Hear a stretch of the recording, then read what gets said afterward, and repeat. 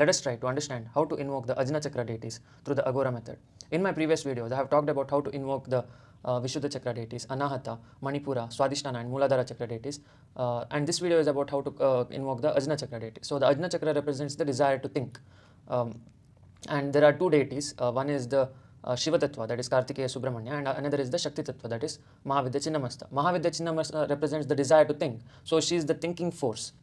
All our thought processes is Mahavidya, Chinnamasta. Whereas when we stop thinking, that is our desire to not think. That is, sometimes we feel, right, let us stop thinking, I want some peace, I want to stop thinking. So that desireless force is Kartikeya, Subrahmanya. So whenever we stop thinking, it's Kartikeya, Subrahmanya. When we start thinking, it is Chinnamasta. So that is what Ajna Chakra means. It is the chakra which helps us think and also not think.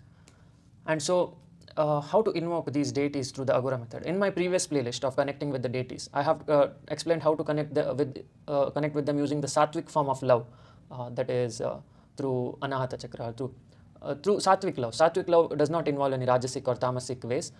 It is just through pure love towards the deities, unconditional love.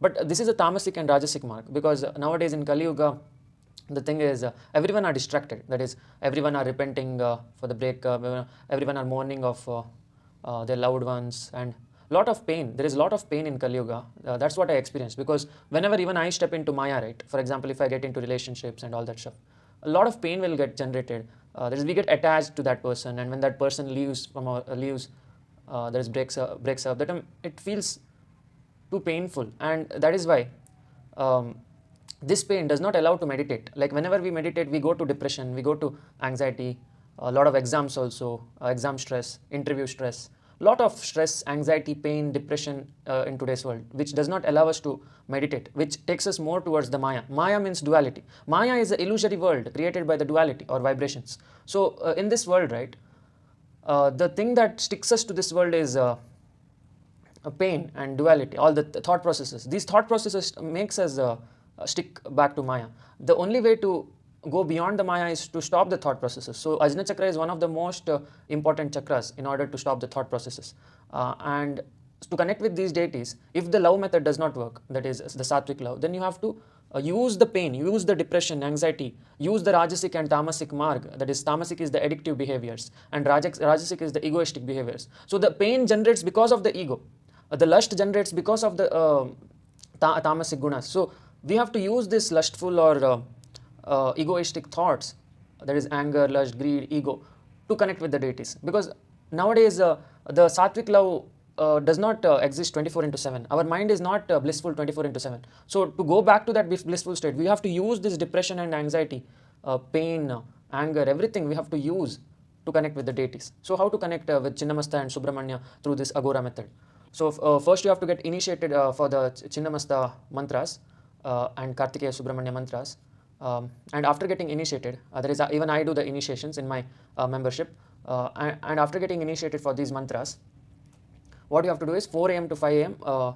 You have to chant this 108 times. You have to get up in the morning, sit straight, close your eyes, and start chanting Chinnamasta mantras.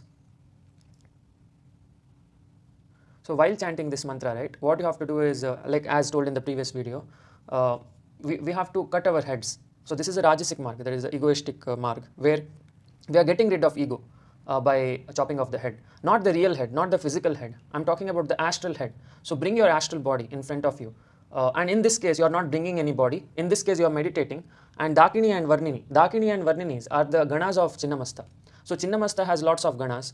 And Dakini, Varninis are the bloodthirsty yoginis who chop off the head of the sadhak to drink blood, and the blood represents the knowledge. So in Vishuddha Chakra, what we gained was, we gained the ability to communicate, and we gained the infinite knowledge of Matangi. Mahavidya Matangi represents infinite knowledge, both good and bad. See, for Saraswati is the one who has only the Vedic form of knowledge, whereas Tantric form of Saraswati, that is Matangi, has all the knowledge, both positive and negative.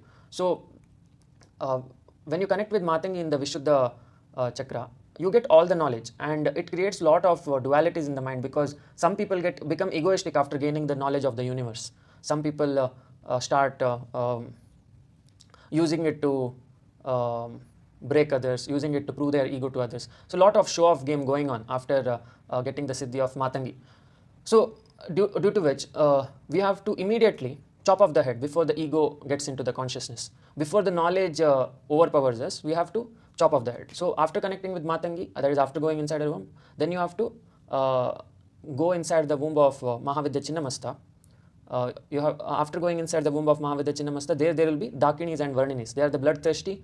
They are the bloodthirsty yoginis who chop off the head and drink the blood out of it.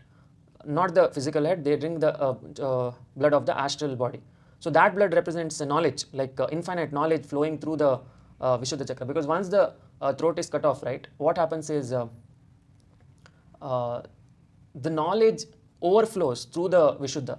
That is, it overflows like this everywhere. And that knowledge is being drunk by the Dakinis and Varninis. So when they drink the blood, they drink, like they drain you completely. They remove all the knowledge from you. Whatever knowledge you gained through Matangi, everything they drain. So you become completely blank slate. You don't have anything. You don't have the desire to communicate, love, money, power, fame, sex, and food. There's nothing inside your consciousness. Your consciousness is completely drained out by these Dakinis and Varninis.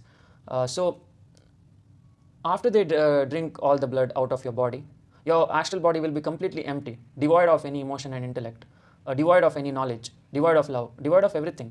When you're completely blank slate, like a baby, like a newborn baby, what happens is Kartikeya Subrahmanya comes into the picture. That is the Shiva Tattva.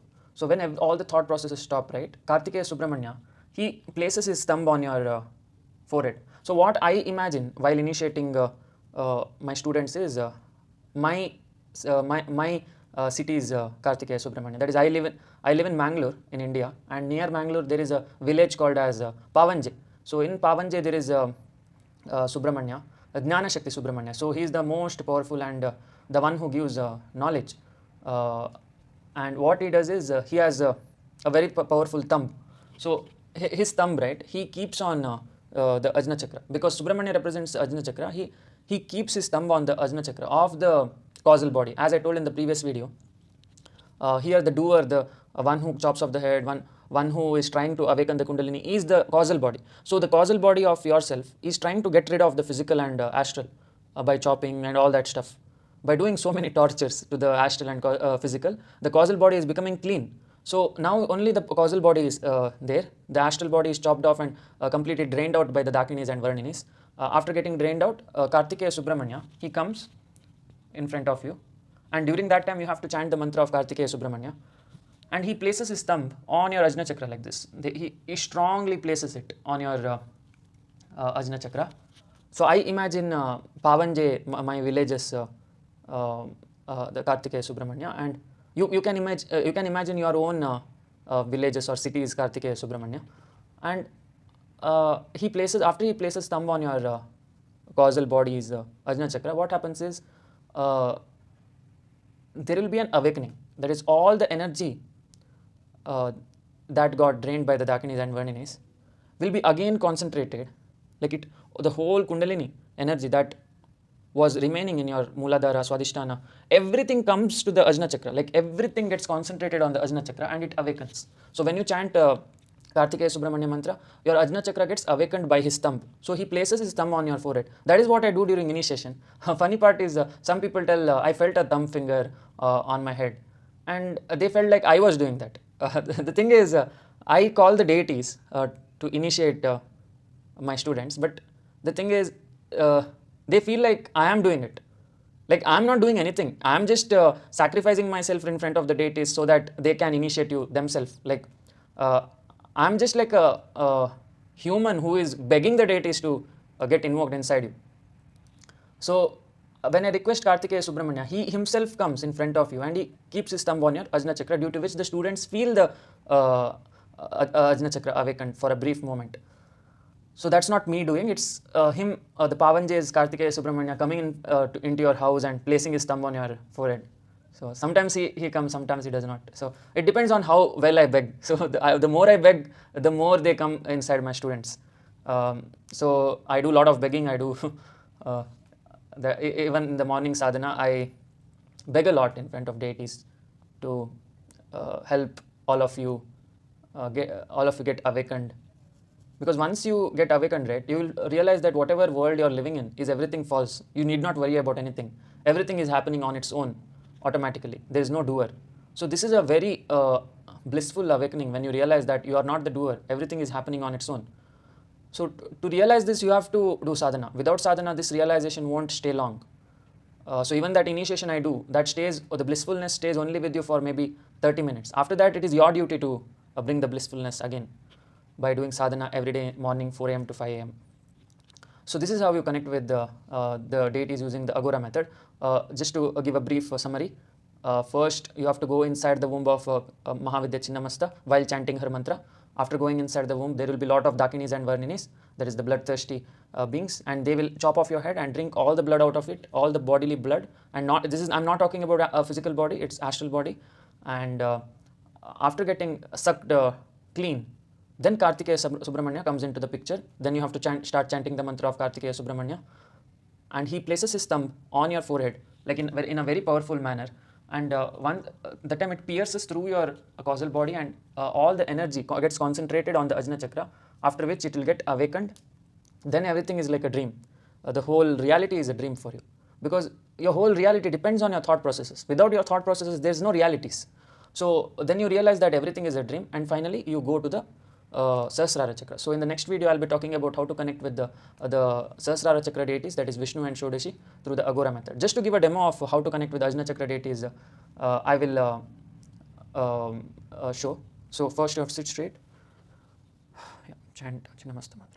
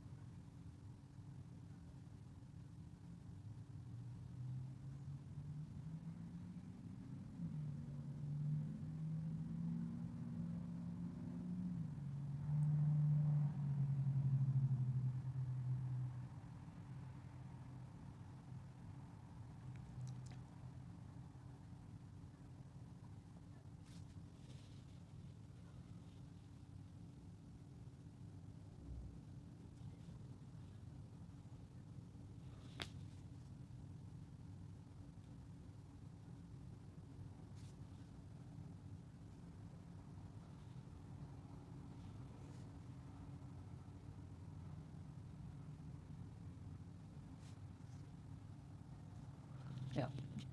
So this is how you awaken the Ajna chakra. So who is doing all this?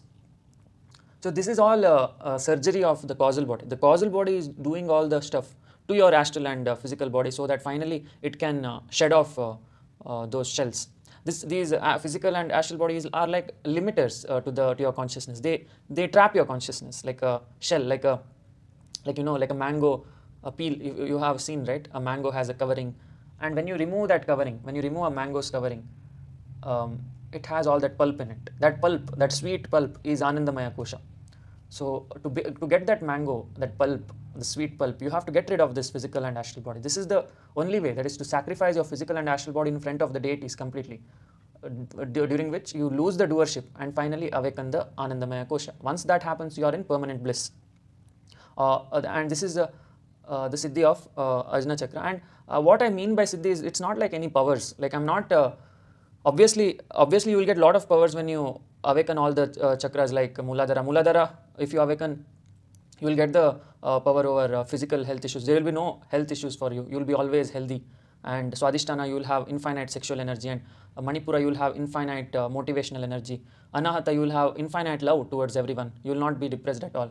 And Vishuddha chakra, you will have mind-blowing communication skills, like Modi ji and all orators, like Jordan Peterson, and all, like that. So you'll have a lot of good oratory skills when you awaken the Vishuddha chakra. And Ajna chakra is that only.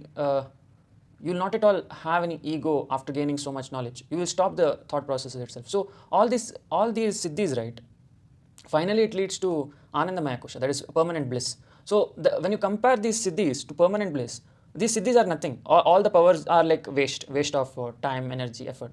So the main goal must be Sat Chit Ananda, that is complete blissfulness. And many of my, some of my subscribers in the comment section are like skeptical. They are telling like, oh, you're not following Shastra, oh, you're not following any rules, regulations of, so show me your powers, show me your siddhi, prove your legitimacy and all that. Like, why should I even prove something? Like, it's of no use. The main goal of all this awakening is permanent bliss. It is not any powers. But to get to that permanent blissful state, you have to be physically and mentally healthy. So that is why all the lower chakras are important. Only then you go to that Anandamaya Kosha. Finally, once you go there, right, then it is all about nothingness. So once you cross the Anandamaya Kosha, once you cross the mango's pulp, then you get nothing. It's completely zero in the Shiva state. So that is the ultimate goal. That is the highest goal. Your highest self is Shiva. Everyone's highest self is Shiva, absolute zero. But our higher self is Sat Chit Ananda, that is Narayan.